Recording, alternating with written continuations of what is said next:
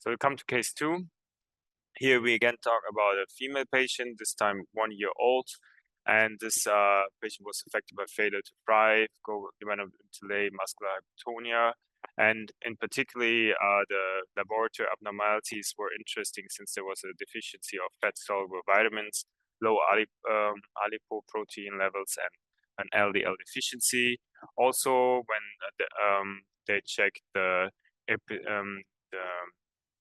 endoscopy, checked the epithelium and they found that there were apical vacuoles in the enterocytes, which is a rather specific finding.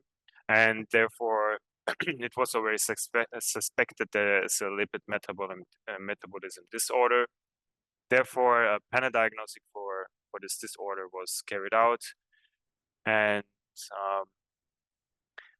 here we now look at, as the first step, we looked at the CNVs, and here in particular we are in the target region. That you can see those targets as similar to a probe, from a SNP array or an array CGH, and when you then look for example, for deletions, which also have an OMIM ID already and a known inheritance mode, you still end up with 244 suspicious target regions, and therefore these are obviously too many variants to go through. So therefore, varvis established the so-called neighbors feature, which filters only for those target regions which are below the threshold, indicating a deletion, which are right next to each other. So that's why it's called neighbors feature. And when you turn on this feature, you can see that we come from 244 variants to only 10 variants. And what we found here was deletion and the SAR1B gene, which is below the threshold here, which indicates a heterozygous deletion. If it would be below the other red line, it would be a homozygous deletion. And when we then, so we had a heterozygous deletion in a recessive gene. So obviously we wanted to find the second hit.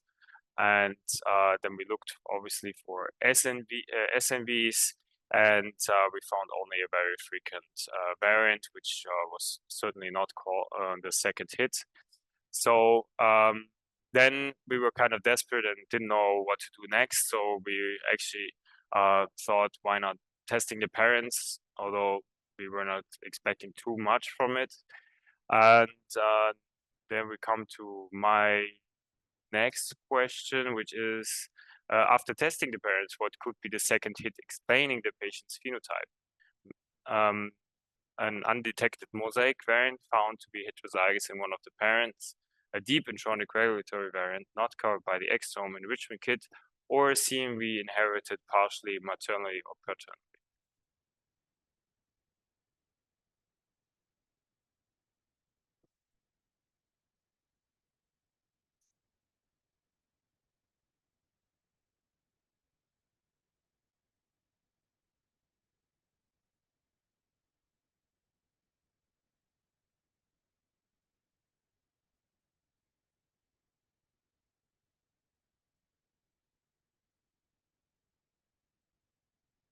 So I guess we have the majority voting for the deep intronic or regulatory variant.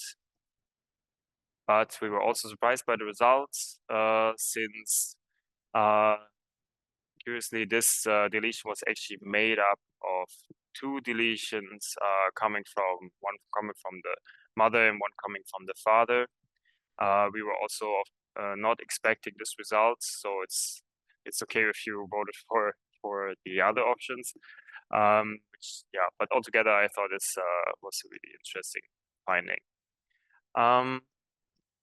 So this, to come back to the phenotype, we were pretty certain that this finding explains the phenotype of the patient.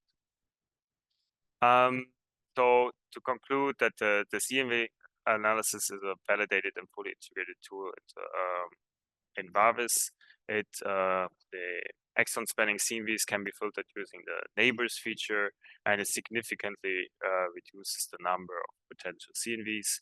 And based on our experience, nearly all CMVs detected in an array, which is mostly run before an exome, were confirmed applying the NGS-based CMV module.